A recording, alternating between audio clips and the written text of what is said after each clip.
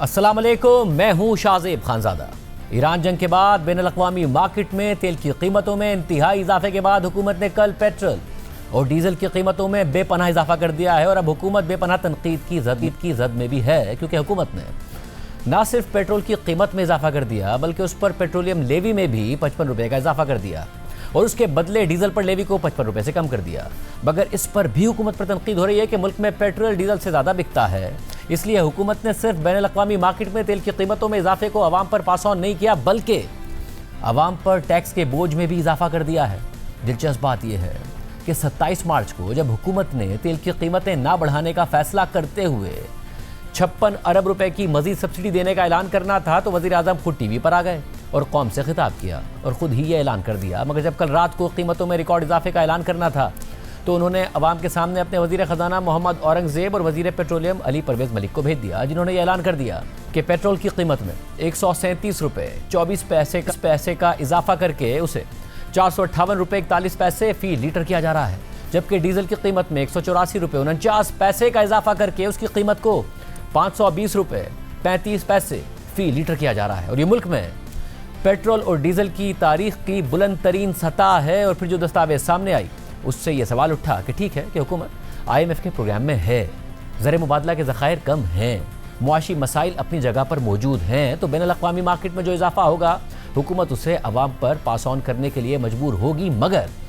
दूसरी तरफ अवाम के भी मुआशी मसाइल हैं, उन्होंने भी तो साल हर साल की महंगाई, आमदनी में कमी और बेरोजगारी भुगती है, तो हुकूमत ने पेट्रोल की कीमत में इजाफे के साथ टैक्स में क्यों इजाफा कर दिया है। वैसे तो हुकूमत ने मोटरसाइकिल सवारों के लिए पेट्रोल की कीमत पर महीने में 20 लीटर पेट्रोल पर 100 रुपये की सब्सिडी का ऐलान किया, मगर पेट्रोल पर खुद हुकूमत ने 137 रुपये इजाफे में से 55 रुपये फी लीटर तो टैक्स ही बढ़ा दिया है। तो मोटरसाइकिल सवारों को असल सब्सिडी भी 45 रुपये फी लीटर ही दी है, वो भी माहाना 20 लीटर पर। इस पर साबिक वज़ीर ख़जाना मिफ्ता इस्माइल ने सवाल उठा दिया कि हुकूमत ने एक तरफ पेट्रोल पर पेट्रोलियम लेवी में 55 रुपये का इजाफा किया, दूसरी तरफ डीजल पर लेवी को 55 रुपये से कम कर दिया, मगर हर हफ्ते पाकिस्तान में औसतन 16 करोड़ लीटर डीजल और 22 करोड़ लीटर पेट्रोल बिकता है।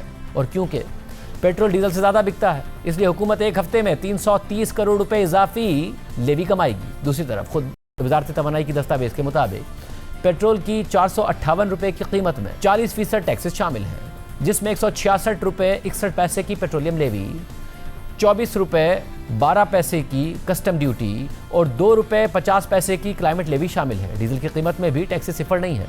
डीजल की कीमत पर 35 रुपये 74 पैसे कस्टम ड्यूटी और 2 रुपये 50 पैसे क्लाइमेट लेवी शामिल है।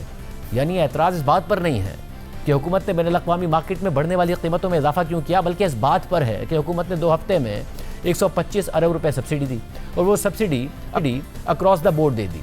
उस वक्त ये एतराज़ हुआ कि हुकूमत टारगेटेड सब्सिडी दे जिससे सिर्फ गरीब आदमी को फ़ायदा हो और IMF प्रोग्राम भी खतरे में ना पड़े और डिमांड कम होने से इंपोर्ट बिल भी ना बढ़े। मगर अब हुकूमत ने ना सिर्फ सब्सिडी ख़त्म कर दी बल्कि टैक्स भी बढ़ा दिया। बेहतर ना होता कि 125 अरब रुपए की जो सब्सिडी हुकूमत ने लैंड क्रूज़र वाले से लेकर मोटरसाइकिल वाले तक सबको दे दी, वो भी गरीब आदमी को टारगेट करके ही दे दी जाती और हुकूमत के पास इसके लिए ज़्यादा फिस्कल स्पेस भी होती। दूसरी तरफ हुकूमत पर यह तनकीद भी हो रही है कि FBR को इस माली साल के शुरू के 9 माह में 610 अरब रुपए रेवेन्यू शॉर्टफॉल का सामना है। हुकूमत तनख्वाहदार तबके और पहले से टैक्स देने वाले कॉर्पोरेट तबके से तो पहले से बहुत ज़्यादा टैक्स वसूल कर रही है, मगर ट्रेडर्स, रिटेलर्स और एग्रीकल्चर इनकम को बार बार के दावों के बावजूद भी टैक्स नेट में नहीं ला पाई है। अगर ला पाती तो हुकूमत के पास इस क्राइसिस में आवाम को रिलीफ देने के लिए फिस्कल स्पेस भी होती, जबकि सारी सूरत हाल में वफाकी हुकूमत के मुताबिक सूबाई हुकूमतों ने भी इकदाम ले लिए हैं। वज़ीर आला सिंध मुराद अली शाह ने हर मोटरसाइकिल वाले को अप्रैल में 2000 रुपये सब्सिडी देने का ऐलान किया है। उन्होंने कहा कि महकमा एक्साइज की ऐप में जिसके नाम पर मोटरसाइकिल होगी उसके अकाउंट में ही रकम दी जाएगी। तमाम रजिस्टर्ड मुसाफिर बसों और ट्रक मालिकान को भी वफाक और सिंध सब्सिडी देंगे। छोटे काश्तकारों को 1500 रुपये फी एकड़ दिए जाएंगे। सिंध में 66 लाख मोटरसाइकिलें रजिस्टर्ड हैं। हर मोटरसाइकिल वाले को अप्रैल से हर माह 2000 रुपये दिए जाएंगे। 20 लीटर के हिसाब से हर 1 लीटर पर 100 रुपये मिलेंगे। वज़ीर आला ने कहा कि ऐप में जिसके नाम पर मोटरसाइकिल होगी उसके अकाउंट में पैसे दिए जाएंगे, इसलिए आवाम जल्द से जल्द अपने नाम पर मोटरसाइकिल मुंतकिल करें। उन्होंने मजीद कहा कि ऐप में अपना शनाख्ती कार्ड नंबर डालने से मोटरसाइकिल का नंबर आ जाएगा। 15 दिन बाद रकम मोटरसाइकिल वालों को मुंतकिल कर दी जाएगी, ताहम पैसे तस्दीक शुदा मोटरसाइकिल वालों को ही दिए जाएंगे। वज़ीर आला सिंध ने मजीद कहा कि मोटरसाइकिल आपके नाम नहीं तो 15 दिन में अपने नाम करवा लें, जिसके लिए मोटरसाइकिल की ट्रांसफ़र फीस माफ़ कर रहे हैं। साथ ही रेलवे हुक्काम का कहना है कि तमाम मुसाफिर और माल बरदार ट्रेनों के किरायों में इजाफा नहीं किया जाएगा। वज़ीर आज़म की हिदायत पर 30 जून तक 6 अरब रुपए का इजाफी बोझ हुकूमत बर्दाश्त करेगी। जबकि पेट्रोलियम मसनूआत की कीमतों में इजाफे के बाद वफाकी दारुल हुकूमत इस्लामाबाद और पंजाब में पब्लिक ट्रांसपोर्ट मुफ्त कर दी गई है। साथ ही रेलवे हुक्काम का कहना है कि तमाम मुसाफिर और माल बरदार ट्रेनों के किरायों में इजाफा नहीं किया जाएगा। जबकि पेट्रोलियम मसनूआत की कीमतों में इजाफे के बाद वफाकी दारुल हुकूमत इस्लामाबाद और पंजाब में पब्लिक ट्रांसपोर्ट मुफ्त कर दी गई है।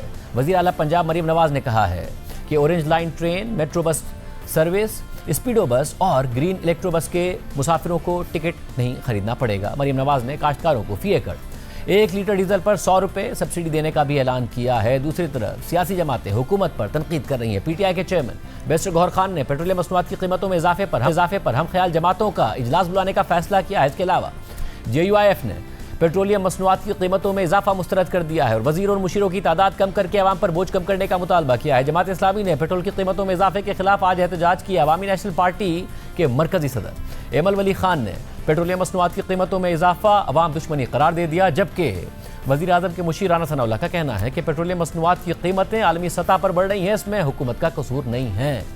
जबकि दूसरी तरफ इस सारी सूरत हाल में अब खबर आ रही है कि वज़ीर आज़म शहबाज शरीफ कौम से अब से थोड़ी देर बाद खिताब करेंगे, कोई अहम ऐलान करेंगे। देखते हैं कि वो क्या ऐलान करते हैं, क्योंकि सारी सूरत हाल में कि जब पाकिस्तान को मुआशी मसाइल का सामना है, बैनुल-अक़वामी मार्केट में तेल की कीमतें बढ़ने की वजह से तिजारती खसारा बढ़ सकता है, मशरिक़ वस्ता में जंग की वजह से रेमिटेंसेस में कमी आ सकती है, यानी करंट अकाउंट खसारा बढ़ सकता है, यानी ज़र मुबादला के ज़खायर में कमी आ सकती है, यानी मुआशी इस्तेहकाम मुतासिर हो सकता है। और ख़ासतौर पर ऐसे वक्त में कि जब पाकिस्तान ईरान जंग को ख़त्म करवाने के लिए भरपूर किरदार अदा कर रहा है, सालिसी कराने की कोशिशें कर रहा है, तो उसी वक्त में पाकिस्तान को मुत्तहदा अरब अमारात की तरफ से रखवाए गए $3.5 अरब के डिपॉजिट वापस करना पड़ रहे हैं। पहले मुत्तहदा अरब अमारात इन डिपॉजिट्स को पाकिस्तान की डिमांड के मुताबिक तवील अरसे के लिए रोल ओवर करने के बजाय एक महीने के लिए रोल ओवर कर रहा था, जिससे मुआशी गैर यकीनी बढ़ रही थी और पाकिस्तान और मुत्तहदा अरब अमारात के ताल्लुकात पर सवालात भी उठ रहे थे।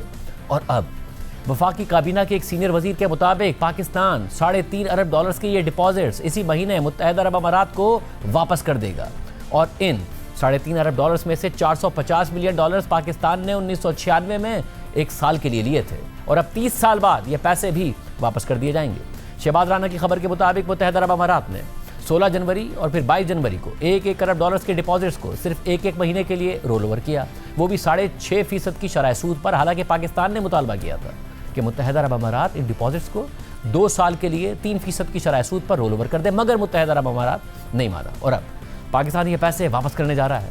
ये बात भी वाज़ेह हो कि इस IMF प्रोग्राम के लिए मुत्तहदा अरब अमारात, सऊदी अरब और चीन ने मिलकर ये कमिटमेंट दी थी कि तीनों ममालिक पाकिस्तान के स्टेट बैंक के पास $12.5 अरब के डिपॉजिट्स रखेंगे और ये रकम अगले साल सितंबर में इस IMF प्रोग्राम के ख़त्म होने तक रखी जाएगी। मुत्तहदा अरब अमारात ने ये $2 अरब 2018 में 1 साल के लिए दिए थे, मगर इसके बाद हर साल एक साल का रोल ओवर होता रहा, क्योंकि पाकिस्तान मुसलसल IMF प्रोग्राम में रहा और डॉलर्स की कमी का शिकार रहा।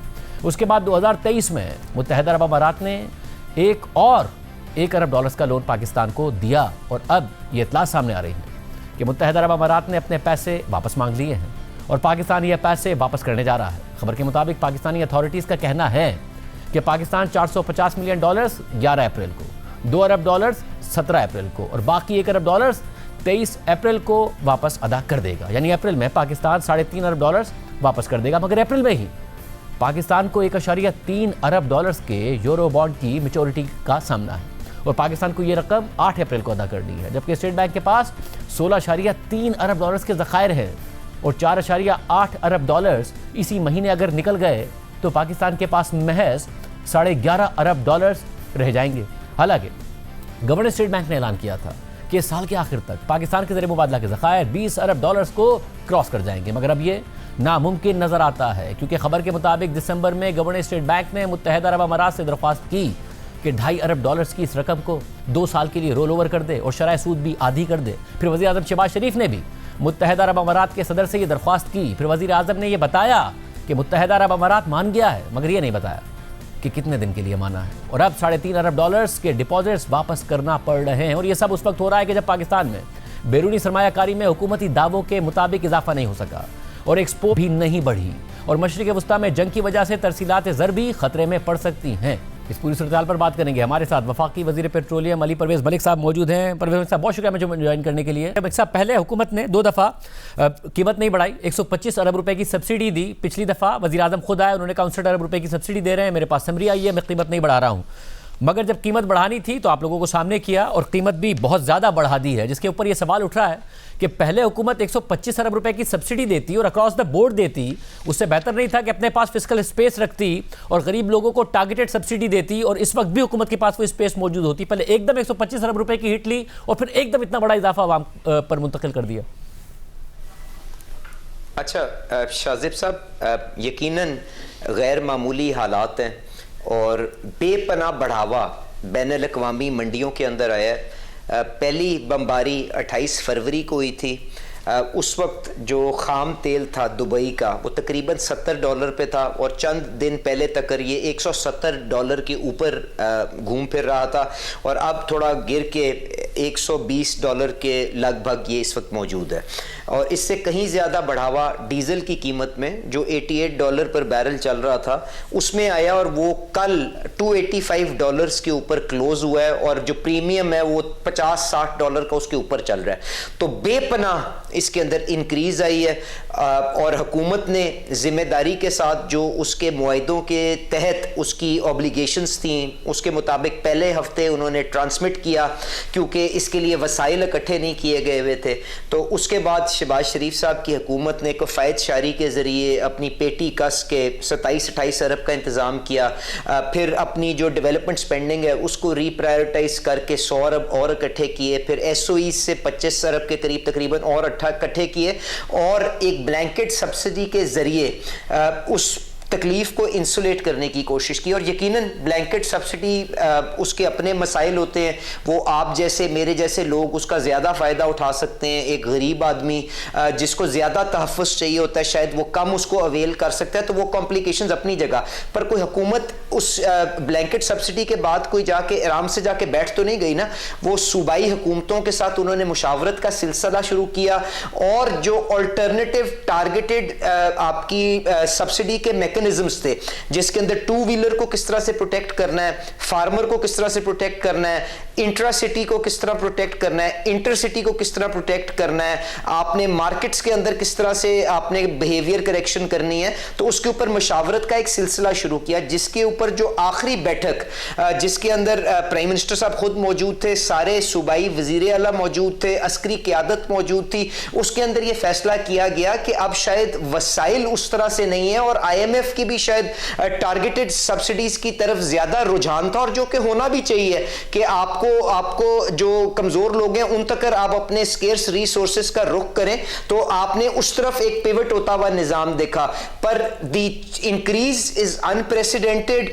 कोई हुकूमत पीछे आराम से जाके नहीं बैठ गई। हर इंटरवेंशन क्या हुआ, क्या एक महीना लग गया सूबाई हुकूमतों के साथ? कोई क्या सूबाई हुकूमतें मान नहीं रही थी? क्योंकि जो 125 अरब रुपए है वफाकी हुकूमत ने दे दिए, ये अगर उस वक्त ना दिए जाते तो आज आपको ये ना करना पड़ता कि आप 55 रुपए पेट्रोल पर पहले लेवी बढ़ा रहे हैं और फिर मोटरसाइकिल सवार को कह रहे हैं कि आपको 20 लीटर पर महीने में हम 100 रुपए पर लीटर की सब्सिडी देंगे, यानी इफेक्टिवली 45 रुपए की दे रहे हैं। आप उसको ज्यादा दे सकते थे अगर अक्रॉस द बोर्ड ना दी होती ब्लैंकेट पहले। नहीं चलें, मैं शाजिब आपसे गुजारिश ये करूंगा कि देखें अब 2-3 आपने मामलात को इकट्ठा कर दिया।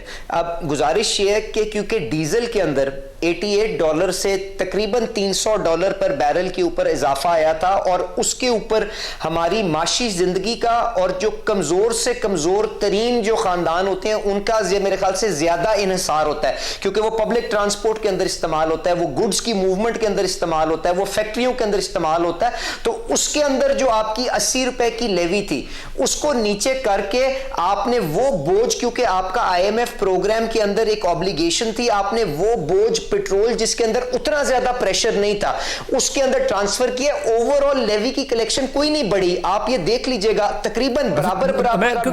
इसलिए एतराज हो रहा है कि ये कहा जा रहा है कि पेट्रोल जो है पाकिस्तान में वो तकरीबन 22 करोड़ लीटर इस्तेमाल होता है हफ्ते में और डीजल 16 करोड़, जिसकी वजह से आप 330 करोड़ रुपए इजाफी कमा ही रहे होंगे क्योंकि ज्यादा कंजप्शन है। देखें, मैं शाजिब किसी बहस में नहीं जा रहा, मैं आपसे कह रहा हूं बुनियादी तौर पे बराबर बराबर है। और अगर आप इतनी टैक्सेशन किसी पे करते हैं तो उसकी डिमांड भी इरोजन होगी, डिमांड भी सप्रेस होगी। But I accept your point, but मैंने जो उसके पीछे मंतक है वो आपको पेश कर दी। और यकीन माने हमें इस चीज का भी एहसास है कि पेट्रोल खाली अमीर आदमी नहीं, गाड़ी वाला इस्तेमाल नहीं करता, मोटरसाइकिल वाला भी करता है। तो उसको हमने वो 100 रुपए पर लीटर के हिसाब से जो उसकी रोज की 1 लीटर है उसकी सब्सिडी ई वॉलेट्स के जरिए उनके अकाउंटों में कल से ट्रांसफर होना भी शुरू हो जाएगी, जिन लोगों का एक्साइज एंड टैक्सेशन का रिकॉर्ड ठीक है। और आप इसके ऊपर भी जो ओवरऑल आपका जो टैक्सेशन का जो इन्हिसार है आपकी पेट्रोलियम प्रोडक्ट्स के ऊपर, उसके ऊपर भी आप अनकरीब कोई अच्छी खबरें सुनेंगे। हम भरपूर कोशिश कर रहे हैं कि ये जो प्राइस शॉक आ रहा है जिसका मेरे ख्याल से क्वांटम अनप्रेसिडेंटेड है, कभी पाकिस्तान की तारीख में दुबई क्रूड 170 का नहीं हुआ, कभी पाकिस्तान की तारीख के अंदर आपका डीजल जो है वो 280 290 डॉलर पर बैरल के ऊपर नहीं गया, कभी डीजल का प्रीमियम 60-70 डॉलर पर बैरल के ऊपर नहीं गया। तो इसको इंसुलेट करके जिम्मेदारी के साथ एक एक्सटर्नल अकाउंट को अवर्ट करते हुए IMF के साथ एंगेज करके जिम्मेदार अंदाज में आगे लेके चलेंगे, वरना 22 का अंजाम आप मेरे से बेहतर जानते हैं कि जब आप गैर जिम्मेदारी के साथ पॉपुलिस्ट फैसले करते हैं तो नतीजा क्या निकलता है। और साहब मुझे ये भी बताइएगा कि अब पाकिस्तान में ज़ाहिर है क्रूड भी इंपोर्ट होता है और रिफाइंड प्रोडक्ट्स भी इंपोर्ट होती हैं, और जो रिफाइंड प्रोडक्ट है जो डीजल है जो प्लेट से उसकी कीमत बहुत ज़्यादा बढ़ी है, तकरीबन 250% से बढ़ गई है। क्रूड भी बढ़ा है मगर उतना नहीं बढ़ा है, तो रिफाइनरीज बहुत ज़्यादा नहीं मुनाफा कमा रही होंगी पाकिस्तान में। बेहतर ना होता इस हवाले से पहले फैसले कर लिए गए होते, प्राइवेटाइज कर दिया होता, अगर आपस में कम्पीट कर रही होती प्राइस के लिए तो शायद हुकूमत जब फिक्स करेगी तो बहुत ज़्यादा कमाएंगी। आज भी मार्केट माइनस थी, रिफाइनरीज की कीमतें इस शेयर्स की बढ़ी हुई थी। अच्छा शाजिब, आपको मैं बताऊं, ये जो आप बात कर रहे हो ये 2022 से पहले जो रिफाइनरीज पाकिस्तान के अंदर थी वो एक गारंटीड रिटर्न के फॉर्मूला के तहत लगी हुई थी। आपने मार्केट को डीरेगुलेट करते हुए, क्योंकि ये 2002 के अंदर भी ये शॉर्टेजेस आई थी और उस वक्त कोई क्राइसिस भी नहीं था, मगर उस वक्त ईंधन नायाब हो गया था क्योंकि 70% पेट्रोल आप इंपोर्ट करते हैं, 30% आप जो डीजल है आप उसको इंपोर्ट करते हैं। तो ये शौकत अजीज साहब ने अपनी तकरीर के अंदर डीरेगुलेट करते हुए इसको रिफाइंड प्रोडक्ट के साथ मार्केट को लिंक किया था और फिर ये डीम ड्यूटी का कॉन्सेप्ट आया था। फिर आप महीने के लिए प्राइस सेट करते थे, फिर 15 दिन के लिए करते थे। अब हमने क्योंकि वॉलेटिलिटी 20-20 डॉलर की एक दिन में आ रही थी, इसको हफ्ते के ऊपर लेके आए हैं। तो अब जो आपने बात किया कि मुनाफा क्या रिफाइनरी ज्यादा बना रही है कि नहीं बना रही, तो उसमें मेरी गुजारिश आपसे ये होगी कि देखें रिफाइनरीज की पूरा एक शाजेब एक प्रोडक्शन स्लेट होती है, उसमें वो कुछ पेट्रोल बनाती हैं, कुछ डीजल बनाती हैं, कुछ फर्नेस ऑयल बनाती हैं, कुछ कैरोसिन बनाती हैं, कुछ एविएशन फ्यूल बनाती हैं। तो जब आप सबके क्रैक्स देखते हैं तो आप देखें पेट्रोल नेगेटिव क्रैक के ऊपर भी चल रहा था, अगर डीजल पॉजिटिव क्रैक था। तो इतना ये सिंपल निजाम नहीं है। और उसके बाद रिफाइनरियां भी आपकी सारी प्राइवेटाइज्ड हैं, तो आपने इस प्राइसिंग रिजीम को किस तरह से आगे लेके चलना है उसके ऊपर आपको डीरेगुलेशन की स्पिरिट के अंदर वो डायरेक्शन तय करते हुए इस निजाम को कंपटीशन के जरिए आपने इसके अंदर एफिशिएंसी लेके आनी है। और यही वो निजाम है जो सारी दुनिया के अंदर चलता है। और जहां तक आपने बात की कि क्या रिफाइनरियों ने बेपनाह प्रॉफिट कमाया कि नहीं कमाया, तो मैं आपको बता रहा हूं उनकी जो एक लैंडिंग हुई है तकरीबन 10 से 12 आपके वेसल्स फर्क जगह से आपके एक महीने के अंदर, ये हमारी 5 तो रिफाइनरी है, एक लोकल क्रूड के ऊपर चलती है जो अटक रिफाइनरी है, बाकी एक जो है वो अमेरिकन क्रूड के ऊपर चल रही है, बाकी 3 रिफाइनरियां गल्फ के ऊपर चलती हैं। उसके अंदर आपको जो $70 का तेल आ रहा था वो उनकी क्लोजिंग $140 के ऊपर हुई है। तो सारे का सारा तो डीजल नहीं उन्होंने बना देना ना, बाकी प्रोडक्ट भी बनानी है। बट जो आपको असूल तय करना है वो ये कि क्या आप डीरेगुलेशन करना चाहते हैं कि 2002 से पहले आप दोबारा वही जब आपको ईंधन नायाब होता था आप उसी निजाम के अंदर लोगों के घरों के अंदर जाके एक चीज को आप चेक करना चाहते हैं। तो ये तकलीफ अपनी जगह पर हमें डीरेगुलेट अगर इस हद तक कर दिया जाए कि हुकूमत ये प्राइस फिक्सिंग ना कर रही हो तो कम से कम रिफाइनरीज आपस में कंपीट कर रही होंगी प्राइस के लिए। अभी तो ये ना कि हुकूमत ने फिक्स किया तो जो क्रूड के जरिए वो रहेंगे ज्यादा कमा रही होंगी। नहीं, बिल्कुल ये नहीं है। पहली बात तो ये कि हुकूमत नहीं रियासत तय करती है, क्योंकि ओगरा एक ऑटोनोमस रेगुलेटर है। अब ओगरा तय किस तरह करता है कीमत, क्योंकि आपका एक बहुत बड़ा हिस्सा इंपोर्ट के ऊपर आता है, तो वो इंपोर्ट का जो प्लेट्स का पेट्रोल का रेट होता है वो, और जो प्लेट्स के जो हफ्ते की आपकी एवरेज डीजल की होती है वो लेके उनकी एवरेज निकालता है।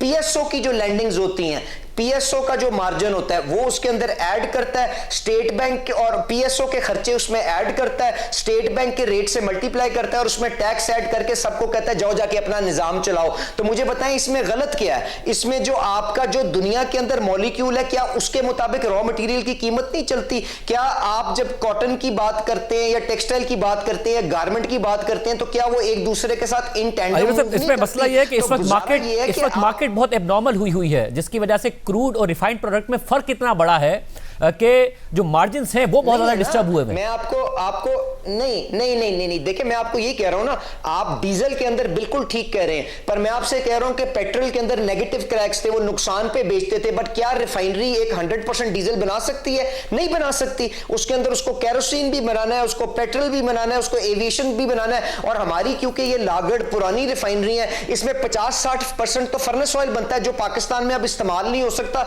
क्योंकि IMF ने उसके ऊपर एक वो रेजिलियंस की लेवी लगा दी हुई है। वो सारे का सारा नुकसान पे एक्सपोर्ट हो रहा है। तो आपका point is well noted Shahzeb के टर्बुलेंस के अंदर you can not just allow the markets to freely operate, और आपको एक बड़ी विजिलेंट आई के साथ उसके ऊपर रेगुलेशन करनी चाहिए। We are keeping that oversight on them कि कोई एबनॉर्मल प्रॉफिट्स ना आए, but it is more complicated than what it seems on the surface. अब आगे, क्योंकि आप ज़रा फाइनेंस समझते भी हैं और फाइनेंस मिनिस्ट्री के साथ मिलकर आपने कल फाइनेंस मिनिस्टर के साथ प्रेस कॉन्फ्रेंस भी की, पाकिस्तान की इकोनॉमी के लिए हुकूमत क्या देख रही है? करंट अकाउंट डेफिसिट पर कितना प्रेशर आएगा? ये जो ऑयल की प्राइसेस हैं, अगर $10 की प्राइस पर $2 अरब का इंपैक्ट आता है, तो ये तो अभी मल्टीप्लाई हुई है प्राइसेस। तो पाकिस्तान के तो रिजर्व्स ही इतने कम हैं, पाकिस्तान सर्वाइव कैसे करेगा इस शॉक को? देखें, बिल्कुल ठीक कह रहे हैं कि this is no longer petroleum sector issue. ये जो शक्ल इख्तियार कर ली है और अब एक महीने से ज़्यादा इसका हो गया है, ये अब इसका इकोनॉमिक फॉल आउट भी आपको बड़ा केयरफुली मैनेज करने की ज़रूरत है। और आपका ये कोई इंपोर्ट के ऊपर नहीं शाहजेब खाली प्रेशर आएगा, आपकी एक्सपोर्ट पे प्रेशर आएगा। पूरे गल्फ की एक्सपोर्ट रुकी हुई है, आपकी रिमिटेंसेस के ऊपर प्रेशर आएगा, क्योंकि आपका $1 बिलियन की रिमिटेंस तो सऊदी अरेबिया से आती है, फिर $700-800 मिलियन की यूएई से आती है महीने की। तो इन सारी चीजों के अंदर प्रेशर आएगा। फिर उसके बाद आपका जो कैपिटल अकाउंट है उसके अंदर जब कैपिटल मार्केट्स टाइटन होंगी, इंटरेस्ट रेट्स बढ़ेंगे, आपको रीफाइनेंस करने में चैलेंजेस आएंगे। तो इन सारी चीज को आगे चलाने के लिए आपको एक काम जो करना है वो ये है कि IMF के साथ और मल्टीलैटरल एजेंसीज के साथ अपनी कम्युनिकेशन और अपनी स्ट्रैटेजी बिल्कुल क्लियर रखनी है, ताकि डिसाइसिव अंदाज के अंदर आप किसी क्राइसिस को मैग्नीफाई ना होने दें और प्रोएक्टिवली उनको हैंडल करें। तो we are all engaged with them. Markets के अंदर भी इंशाल्लाह पेंडा बॉन्ड को भी आप देखेंगे हम टैप करने जा रहे हैं। Finance minister is going to travel next week for the spring meetings जो वर्ल्ड बैंक और IMF की होंगी, वहां से उनको जाके बताएंगे कि कितना बड़ा ये शॉक आ रहा है। इसके अंदर कोई ये बिजनेस एज यूजुअल नहीं हो सकता। You have to revisit the entire framework. अगर बजट एडवांस करना पड़ता है, बजट थोड़ा एडवांस कर लें। अगर आपको रिव्यू बोर्ड को पहले करना पड़ता है, बोर्ड पहले करें, but you have to ensure कि आप बफर्स अपने मेंटेन करें और स्टॉक डिप्लीशन, रिजर्व डिप्लीशन ना होने दें। उसके लिए you have to think of multiple interventions और इंशाल्लाह ताला उसको करेंगे। और एक और चीज भी, क्योंकि इन्फ्लेशनरी प्रेशर आएगा, तो शाहजेब एक चीज और जिसके ऊपर बड़ी गहरी नजर रखने की जरूरत है वो आपका यूरिया एंड जो फर्टिलाइजर की अवेलेबिलिटी है। Because any crisis, if there is any crisis that is bigger than the petroleum sector crisis, is the fertiliser issue. जो अभी यूरिया का जो क्राइसिस है दुनिया में, 15,000 रुपए की यूरिया की बोरी हो गई है। पाकिस्तान में हुकूमत ने डिस्पाइट कतर की सस्पेंशन ऑफ सप्लाईज, हमने 10 में से 8.5 अपने LNG अपने जो फर्टिलाइजर के प्लांट्स जारी रखे हैं। पिछले साल से आज भी हमारे पास यूरिया ज्यादा है and we are keeping a very close eye. अगर आप जमीन की न्यूट्रिशन को एश्योर्ड रखेंगे तो आपका एटलीस्ट फूड सिक्योरिटी क्राइसिस या फूड सेफ्टी का कोई इशू नहीं आएगा और आप अपनी लोगों को और इंपोर्ट का और इस फूड इन्फ्लेशन को कंट्रोल रखेंगे। तो it's a multi dimensional monster जिसको अब हैंडल करने की कोशिश कर रहे हैं। और finance minister, prime minister, field marshal, जो डिप्टी प्राइम मिनिस्टर साहब, मल्टीपल फ्रंट्स के ऊपर हमने जिम्मेदारियां बांट के हम डेली बेसिस पे मिलते हैं, डेली इसके ऊपर काम कर रहे हैं। तो अल्लाह ताला खैर रखे, but the sooner this issue settles the better it is for the entire world. और साहब अब ये बताइए कि कतर के तरफ से तो LNG किसी को भी नहीं जा रही है, उनके तो LNG इस वक्त, और पाकिस्तान के पास गर्मियाँ आ रही हैं पाकिस्तान में, क्या होगा? क्या LNG हमारे पास बिल्कुल भी नहीं होगी? पिछले इंटरव्यू में भी आपसे बात हुई थी कि पहले आपसे बात होती थी कि LNG बहुत ज़्यादा है, तो कतर से आप मुज़ाकरात कर रहे थे कि हमें कम चाहिए, अब है ही नहीं, तो क्या होगा? बहुत ज़्यादा लोड शेडिंग, बहुत ज़्यादा गैस की लोड शेडिंग, क्या होने वाला है? पहले तो मैं कतर का बहुत क्या कहते हैं दिल से एहतराम करता हूं। ये वो हमारा सप्लायर था कि जब मार्केट में $30 की LNG थी, उन्होंने $10 के हमें अपने कॉन्ट्रैक्ट्स लिफ्ट कराए थे। इसीलिए जब मैं पहले आपके पास आया था, मैंने कहा था मैं कॉन्ट्रैक्ट के अंदर रहते हुए उनसे रीनिगोशिएट करूंगा। और मेरे जो काउंटर पार्ट साद अल काबी साहब हैं, उन्होंने पाकिस्तान से बेपनाह मोहब्बत का इजहार करते वो किया भी था। पर उसके बाद अब क्योंकि ये एक एक्सटर्नल शॉक आया और फोर्स मेजोर के बाद पूरी आपकी जो अवेलेबिलिटी, जो रैशनलाइज्ड आपकी सप्लाई थी, वो भी डिसअपीयर हो गई है। तो हमने क्या किया, हमने मकामी फील्ड्स जो हमने कर्टेल की हुई थी because of this RLNG glut, उनको रिवाइव करके 400-500 MMCFD फौरी तौर पे इंजेक्ट कर दिया। इसके साथ कुछ हमें KPK के अंदर एडिशनल गैस बिटानी फील्ड की और स्पिन वर्म की, आपने देखा होगा मैंने माड़ी एनर्जीज के साथ कल परसों भी उसका इफ्तिताह किया, उसकी पाइपिंग को भी कंडक्ट करवा के हम 50-60 MMCFD और पंजाब के अंदर अप्रैल के एंड तक लेके आ जाएंगे। इससे डिमांड मीट करने की कोशिश करेंगे। फिर कुछ अल्लाह ताला ने आसानी की कि अब गर्मियां आ रही हैं तो डिमांड आपकी डोमेस्टिक की कम हो रही है, कुछ स्पेस उधर से मिल गई। कुछ हमने पावर मिनिस्टर के साथ बैठ के कल जो वहां पे जब सारी नेशनल लीडरशिप जिसमें सारे चीफ मिनिस्टर्स भी मौजूद थे, वहां पे कहा कि देखें दिन के अंदर तो जो बिजली का डिमांड है शायद हम महंगा ईंधन चलाए बगैर हम उसको मीट कर सकते हैं, क्योंकि सोलर की एक बहुत बड़ी इंजेक्शन दिन के अंदर होती है। बट शाम को जब सोलर ऑफ होता है, आपकी पीक डिमांड बढ़ती है, तो उस वक्त आपको महंगे ईंधन के प्लांट, फर्नेस ऑयल के प्लांट चलाने पड़ेंगे, जो किसी भी तरह सूदमंद सौदा नहीं होगा। तो वहां पे इसीलिए सारी लीडरशिप ने फैसला किया कि मार्केट के अर्ली क्लोजर्स के ऊपर सोचा जाए। शादी घर, रेस्टोरेंट जरूर 10 बजे तक चलें, बट मार्केट का अर्ली क्लोजर्स करें ताकि हम अपने आप को डिसिप्लिन भी करें, सिचुएशन की ग्रेविटी का भी एहसास करें। और ये महंगे ईंधन का जो 1000-2000 मेगावाट आपको शाम को चलाना पड़ता है, उसकी डिमांड को शेव ऑफ कर दें। तो मल्टीपल इंटरवेंशंस होंगी, बट अल्लाह ताला खैर रखे हर फ्रंट के ऊपर, चाहे वो गैस हो, चाहे वो पावर हो, चाहे वो फर्टिलाइजर हो, द गवर्नमेंट इज कमिटेड। वो जो फाइनेंस मिनिस्टर साहब की जो सरबराही में प्राइम मिनिस्टर ने कमेटी बनाई है, दिन में 2 दफा मिलती है, एक दिन हर दूसरे दिन प्राइम मिनिस्टर खुद रिव्यू करते हैं। तो इंशाल्लाह ताला अल्लाह खैर होगी। जितना बड़ा ये शॉक है, Pakistan should be able to navigate it in a responsible and fair manner. और सर फिर मुझे ये भी बताइएगा कि एक तरफ पाकिस्तान को ज़ाहिर है कोई एक्सटर्नल प्रेशर्स आ सकते हैं जितनी तेल और गैस की कीमतें बढ़ गई हैं, दूसरी तरफ मुत्तहिदा अरब अमारात पहले ही पाकिस्तान को जो उन्होंने कर्जा दिया हुआ है तकरीबन $3.5 अरब का, उसको एक महीने के लिए रोल ओवर कर रहा था बजाय इसके कि बड़ा रोल ओवर देता, और अब अचानक पाकिस्तान को उनके पैसे वापस करने पड़ रहे हैं। पाकिस्तान तो इस क्राइसिस को ख़त्म करने के लिए अमेरिका ईरान के दरमियान मीडिएशन कर रहा है, किसी भी तरीके से ये जंग ख़त्म हो जाए इसकी कोशिश कर रहा है। जंग से सबसे ज़्यादा अरब ममालिक मुतासिर हो रहे हैं। क्या मुत्तहिदा अरब अमारात खुश नहीं है, मुतमईन नहीं है हमारी कोशिशों से कि वो ऐसे वक्त में हमसे पैसे वापस ले रहे हैं? देखें, UAE ने मुश्किल वक्त में अपना ये डिपॉजिट हमारे पास रखाया था, हम उसके शुक्रगुजार हैं। अगर उनको इस पैसे की उन्होंने अगर दोबारा डिमांड की है तो वो फाइनेंस मिनिस्टर साहब उसका बेहतर आपको जवाब दे सकते हैं। पर मैं आपसे ये गुजारिश करूंगा कि Pakistan is aware of all it's obligations. तो ये तो आप UAE के डिपॉजिट की बात करें, एक यूरो बॉन्ड का, आपका यूरो बॉन्ड भी मैच्योर होने जा रहा है, एवरीथिंग इज अकाउंटेड फॉर। हम एक सिंसियर एफर्ट कर रहे हैं अपने जो सारे दोस्त ब्रदर इस्लामिक मुल्क हैं उनके दरमियान खला को कम करने की। अगर उसके अंदर कोई अपने जो जायज पैसे वापस मांगता है, पाकिस्तान को सपोर्ट नहीं दे सकता, हम उसके फिर भी शुक्रगुजार हैं। But all arrangements are in place and Allah ताला करम करेगा और अल्लाह ताला इस जंग के अंदर जल्द से जल्द इख्तिताम करे ताकि हम अपनी दोबारा सारा रुझान और ध्यान अपना एक आम आदमी की जिंदगी को बेहतर करने पर लगा सकें। ये जो बॉन्ड की पेमेंट है हमारा जो मैच्योर हो रहा है उसकी, वो तो अकाउंटेड फॉर था, क्या ये भी अकाउंटेड फॉर था? क्योंकि ये जब पैसे निकल जाएंगे, स्टेट बैंक का टारगेट था साल के आखिर तक $20 अरब को हम तजावुज कर जाएंगे, पाकिस्तान के पास 3 महीने का इंपोर्ट कवर आ जाएगा, जिसकी वजह से पाकिस्तान एक कंफर्टेबल पोजीशन में आ जाएगा। जब ये पैसे भी निकल गए, इंटरनेशनल मार्केट में कीमतें भी बढ़ गई, तो हम बहुत खतरे की पोजीशन में नहीं जा रहे? देखें, मुझे नहीं मालूम कि उन्होंने पैसे मांगे हैं कि नहीं मांगे, बट मैं आपसे ये कह रहा हूं कि एवरी वीक जो हम, बल्कि एवरी डे जिन चंद चीज़ों को हम मॉनिटर कर रहे हैं उसमें energy supply chain, urea supply chain, food के आइटम्स और एक्सटर्नल अकाउंट की मूवमेंट्स, क्योंकि उसके ऊपर बहुत बड़ा एक आपका प्रेशर है, उसको देख रहे हैं। बाकी अल्लाह ताला खैर रखे, कोई आपको परेशानी की बात नहीं होनी चाहिए। बहुत शुक्रिया वज़ीर पेट्रोल परवेज़ मलिक साहब की गुफ्तगू आपने सुनी। प्रोग्राम में ब्रेक शामिल करते हैं, जंग के हवाले से मज़ीद डेवलपमेंट्स हुई आपके सामने हक़ाइक़ रखेंगे ब्रेक के बाद। अमेरिकी सदर ट्रंप एक तरफ बार बार ये दावा कर रहे हैं कि अमेरिका ईरान के खिलाफ जंग जीत चुका है। ईरान की अस्करी सलाहियतें मुकम्मल तौर पर तबाह हो चुकी हैं और ईरान में रिजीम चेंज भी हो चुका है। मगर दूसरी जानिब ट्रंप मुसलसल ईरान को नए और शदीद हमलों की धमकियां भी दे रहे हैं। साथ ही ट्रंप और उनकी इंतजामिया के अराकीन ईरान को स्टोन एज यानी पत्थर के ज़माने में पहुंचाने की धमकियां भी दे रहे हैं, जिस पर ईरान का सख्त जवाब भी सामने आया है। ऐसे में 1 माह से ज़ायद अरसे से जारी इस जंग के दौरान अब तक ये बात वाज़ेह हो चुकी है कि अमेरिका अपने अहदाफ मुकम्मल तौर पर हासिल नहीं कर सका है।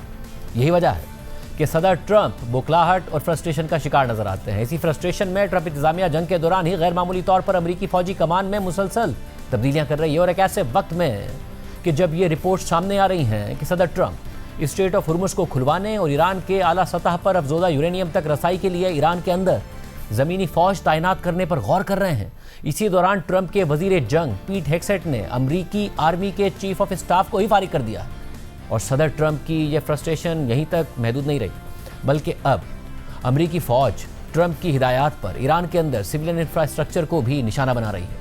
कल अमेरिका और इसराइल ने ईरान के सबसे बड़े ब्रिज को बमबारी का निशाना बनाया और फिर सदर ट्रंप ने ना सिर्फ इस ब्रिज की तबाही की वीडियो शेयर की, बल्कि मजीद ऐसे हमलों की धमकी भी दी। और आज एक बार फिर सदर ट्रंप ने ईरान के सिविलियन इंफ्रास्ट्रक्चर पर ऐसे मजीद हमलों की धमकी देते हुए सोशल मीडिया पर लिखा है कि दुनिया की सबसे अजीम और ताकतवर तरीन हमारी फ़ौज ने अभी तक ईरान में बाकी बची कुछ ही चीज़ों को तबाह करना शुरू नहीं किया।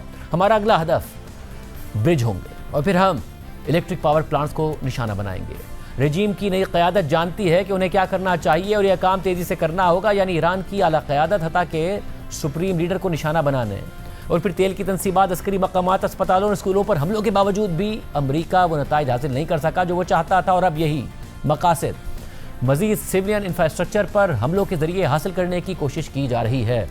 और ये इक़दाम न सिर्फ बैनुल-अक़वामी क़वानीन के तहत जंगी जराइम के ज़मरे में आते हैं, बल्कि इस बात की भी निशानदही करते हैं कि अमरीका इस जंग में अपने फ़ौजी मकासद हासिल करने में नाकाम रहा है। क्योंकि नाकाम जंगों में यही होता है कि जब आप तवील जंग के बाद भी अपने मकासद हासिल करने में नाकाम रहते हैं और ताकतवर होते हैं, तो फिर सिविलियन इंफ्रास्ट्रक्चर पर हमलों के ज़रिए अपनी फ्रस्ट्रेशन निकालते हैं और मुखालिफ को घुटने टेकने पर मजबूर करने की कोशिश करते हैं। हालांकि सदर ट्रंप ने इस जंग का ऐलान ये कहकर किया था कि हम ईरानी अवाम के साथ हैं और रेजीम के ख़िलाफ़ हैं। हम ईरानी अवाम के साथ ईरान को एक बार फिर अजीम बनाएंगे। मगर अब सदर ट्रंप जो कर रहे हैं वो ईरान और ईरानी अवाम के ख़िलाफ़ कर रहे हैं, क्योंकि शायद उनकी ये फ्रस्ट्रेशन ईरानी अवाम के साथ भी है, जो उनकी उम्मीदों और फिर बार बार के मुतालबों के बावजूद भी जंग के बाद रेजीम के ख़िलाफ़ घर से निकल कर सड़कों पर नहीं आए। मगर मामला यहीं तक महदूद नहीं रहता। आलमी सतह पर भी ईरान के ख़िलाफ़ जंग के बाद अमरीकी सदर ट्रंप और इसराइली वज़ीर आज़म नेतन्याहू का मौक़िफ़ खासा गैर मकबूल नज़र आ रहा है। इस जंग में ईरान अमरीका का बराह रास्त हरीफ है, मगर हैरानकुन तौर पर अमरीका के तारीख़ी और तवील मुद्दती यूरोपीय इत्तेहादी भी इस मामले पर ट्रंप इंतज़ामिया के साथ खड़े दिखाई नहीं देते। यानी दुश्मन तो अमरीका के खिलाफ हैं ही, मगर यूरोपीय इत्तेहादी भी अमरीका के साथ नहीं है। जबकि इस जंग से अमरीका के अरब इत्तेहादी इस सूरत हाल में सबसे ज़्यादा परेशान है। दूसरी जानिब अमरीका के बड़े आलमी हरीफ और ईरान के इत्तेहादी रूस और चीन इस सूरत हाल से भरपूर फ़ायदा उठाते नज़र आते हैं। रूस ना सिर्फ मुआशी तौर पर इस जंग का एक बड़ा फ़ायदा उठाने वाला मुल्क बनकर सामने आया है, बल्कि मुख्तलिफ रिपोर्ट्स के मुताबिक वो खामोशी से ईरान की मदद भी कर रहा है। इसी तरह चीन बज़ाहिर इस पूरे मामले पर खामोश है, मगर इस खामोशी को एक मारूफ चीनी कहावत से जोड़ा जा रहा है, जिसका मफहूम यह है कि अगर आपका दुश्मन खुद गलतियां कर रहा हो तो उसे बिल्कुल मत रोकें, बल्कि उसे गलतियां करने दें। और यूँ महसूस होता है कि चीन इसी हिकमत अमली को अपनाते हुए खामोशी के साथ सदर ट्रंप को मुसलसल गलतियां करने का मौका दे रहा है। इस सारी सूरत हाल में इस साल नवंबर में अमेरिका में मिड टर्म इंतखाबात भी होने हैं और आलमी सतह पर सदर ट्रंप की हालिया सिफारती तन्हाई उनकी जमात के लिए अमेरिका के अंदर सियासी तन्हाई में तब्दील हो सकती है। और यह खदशा मुसलसल बढ़ता जा रहा है कि रिपब्लिकन पार्टी को मिड टर्म इंतखाबात में बड़ी शिकस्त हो सकती है, क्योंकि खुद अमरीकी मीडिया के मुताबिक ईरान के खिलाफ हालिया जंग अमरीकी अवाम में बहुत गैर मकबूल हो रही है और तकरीबन 61% अमरीकी वोटर्स मईशत से मुताल्लिक सदर ट्रंप की कारकर्दगी को भी नापसंद करते हैं। और अगर ऐसा होता है और डेमोक्रेट पार्टी को अमरीकी कांग्रेस में अक्सरियत हासिल हो जाती है, तो सदर ट्रंप को एकतरफा और गैर मुतवक्के फैसले लेने में इंतहाई दुश्वारी का सामना करना पड़ेगा, जो कि उनके तर्ज हुकूमत का सबसे बड़ा ट्रेडमार्क है। और इसी वजह से सदर ट्रंप इस वक्त एक ऐसे बेअतबार शख्स बन चुके हैं जिन पर दोस्त, दुश्मन और सालिस कोई यकीन करने को तैयार नहीं है, ताकि वो खुद अमरीकी अवाम की बड़ी तादाद की नज़र में भी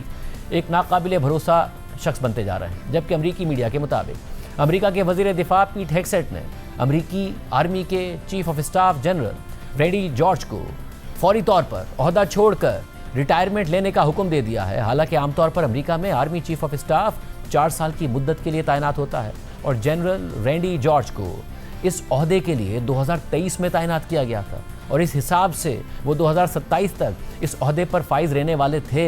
ऐसे में सोचिए वो जंग कितनी शिद्दत के साथ चल रही होगी और अपने कितने अहदाफ हासिल कर रही होगी और वाकई इस जंग में मुखालिफ को कितनी शिकस्त हुई होगी कि आप उस जंग के दौरान ही अपने ही आर्मी चीफ को बरतरफ कर दें और फिर उससे फौरी रिटायरमेंट ले लें। अमेरिकी नशरियाती इदारे CBS न्यूज़ के मुताबिक एक अमेरिकी सोर्स ने बताया है कि पीट हेग्सेट इस ओहदे पर ऐसे शख्स को लाना चाहते हैं जो सदर ट्रंप और उनके विजन के मुताबिक फ़ौज को आगे बढ़ा सके। मगर सवाल ये पैदा होता है कि आखिर वो कैसा विजन है जो इतनी तबाही के बावजूद भी हासिल नहीं हो सका। क्या अमेरिका के आर्मी चीफ ईरान में ज़मीनी फ़ौज यानी बूट्स ऑन ग्राउंड के लिए तैयार नहीं थे? CBS न्यूज़ ने अपनी खबर में 3 ज़राए का हवाला देते हुए मजीद बताया कि ट्रंप इंतज़ामिया की जानिब से अमेरिका के 2 दीगर आला फौजी अफसरान को भी उनके ओहदों से हटा दिया गया है, जिनमें अमेरिकी आर्मी के ट्रांसफॉर्मेशन एंड ट्रेनिंग कमांड के सरबराह जनरल डेविड हुडने और अमेरिकी आर्मी की चैपलिन कोर के सरबराह जनरल विलियम ग्रीन शामिल हैं। जबकि अमेरिका के वजीर दिफा पीट हेग्सेट, जिन्हें सदर ट्रंप वजीर जंग कहते हैं, वो इससे पहले भी 1 दर्जन से जायद सीनियर फौजी अफसरान को ओहदों से हटा चुके हैं, जिनमें ज्वाइंट चीफ्स ऑफ स्टाफ के chairman general CQ Brown, chief of naval operations admiral Lisa Franchetti, अमेरिकी एयरफोर्स के vice chief of staff general James Slife और डिफेंस इंटेलिजेंस एजेंसी के सरबराह लेफ्टिनेंट जनरल जेफरी क्रूज शामिल हैं। और अब आर्मी चीफ ऑफ स्टाफ को भी फायर कर दिया गया है।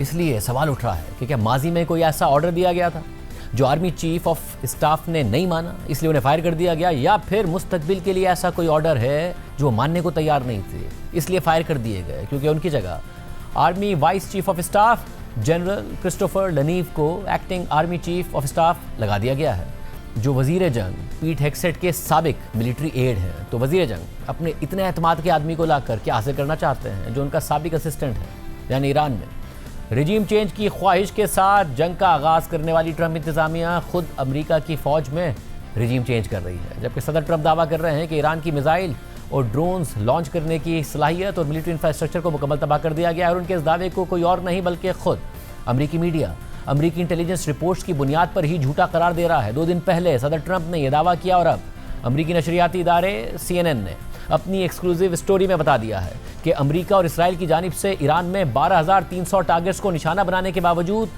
एक बार फिर सुनिए, अमेरिका और इसराइल ने 1 महीने में ईरान में 12,300 टारगेट्स पर बमबारी की है। और उसके बावजूद खुद अमेरिकी इंटेलिजेंस असेसमेंट के मुताबिक ईरान के पास उसकी मिसाइल लॉन्च करने की सलाहियत बड़ी हद तक बरकरार है।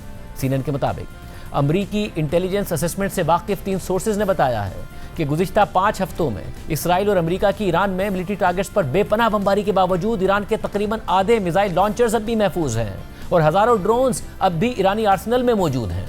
सोर्स ने CNN को यह भी बताया कि ईरान के पास इस वक्त भी पूरे खित्ते में तबाही मचाने की सलाहियत मौजूद है।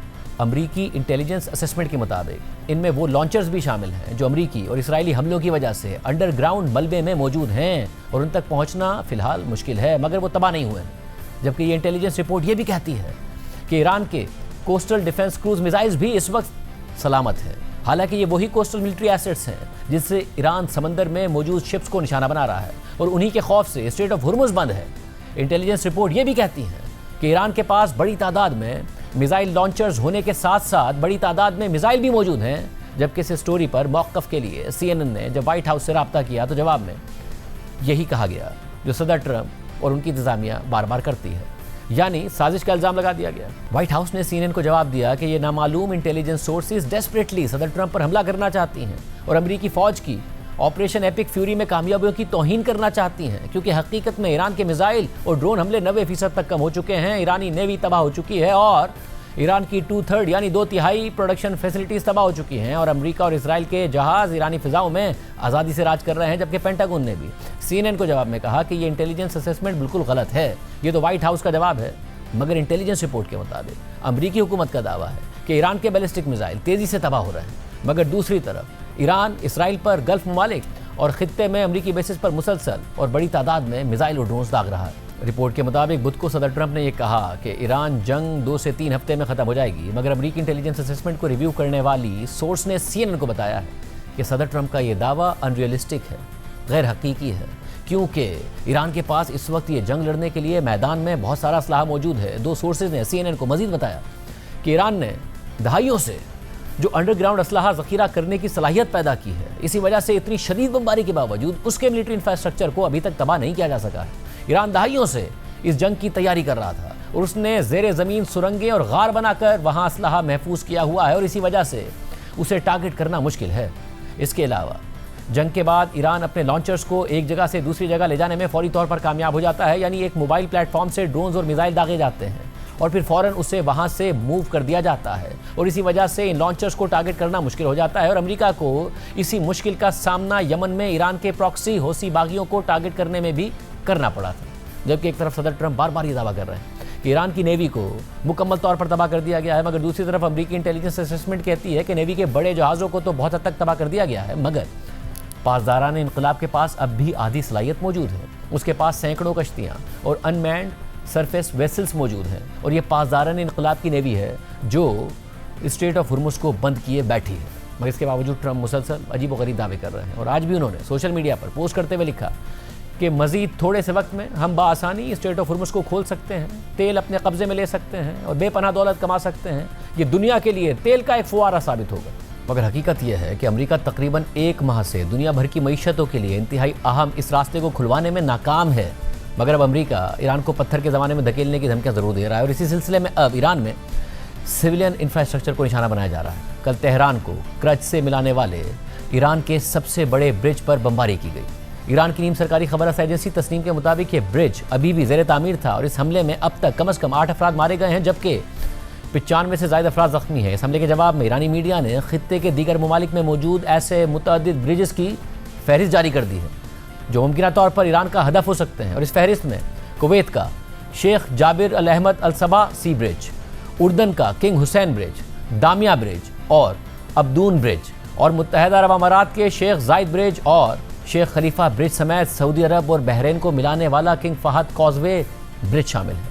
अहम बात यह है कि ईरान में सिविल इंफ्रास्ट्रक्चर पर हालिया हमलों से पहले सदर ट्रंप ने अपने खिताब में कहा था कि हम ईरान को बमबारी के जरिए पत्थर के ज़माने में पहुंचा देंगे। इसके फ़ौरन बाद सदर ट्रंप के वज़ीर जंग पीट हेगसेट ने एक्स पर लिखा कि back to the stone age, यानी ईरान को पत्थर के ज़माने में पहुंचा दिया जाएगा। जबकि माहिरीन के मुताबिक किसी जगह या मुल्क को बमबारी के जरिए पत्थर के ज़माने में पहुँचाने का आमतौर पर मतलब यह होता है कि वहाँ पर कारपेट बॉम्बिंग की जाएगी, यानी इस तरह से अंधाधुंध बमबारी की जाएगी कि उस जगह या मुल्क का तमाम जदीद इंफ्रास्ट्रक्चर मुकम्मल तौर पर तबाह हो जाएगा और वो किसी तबाह हाल इलाके का मंजर पेश करेगा। मगर इन धमकियों पर ईरान का जवाब सदर ट्रंप के लिए मज़ीद शर्मिंदगी की वजह बन रहा है।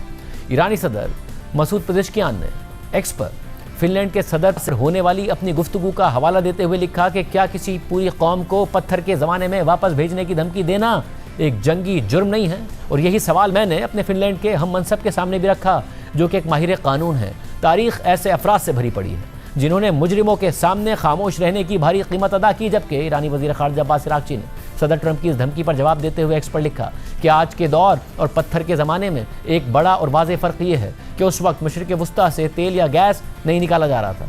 कि अमरीकी सदर ट्रंप और उन्हें मुंतखब करने वाले अमरीकी अवाम वाकई इस दौर में वापस जाना चाहेंगे? इसके अलावा जनूबी अफ्रीका में ईरानी सिफारत खाने के एक्स अकाउंट पर भी इस हवाले से एक पोस्ट की गई जिसमें लिखा है कि पत्थर का ज़माना, जब तुम अभी गारों में आग तलाश कर रहे थे, हम साइरस सिलेंडर पर इंसानी हुकूक लिख रहे थे, हम सिकंदर आज़म और मंगोलों के हमलों के तूफ़ान सहने के बावजूद कायम रहे, क्योंकि ईरान सिर्फ एक मुल्क नहीं बल्कि ये एक तहजीब है। आज के प्रोग्राम में इतना ही। अल्लाह हाफ़िज़।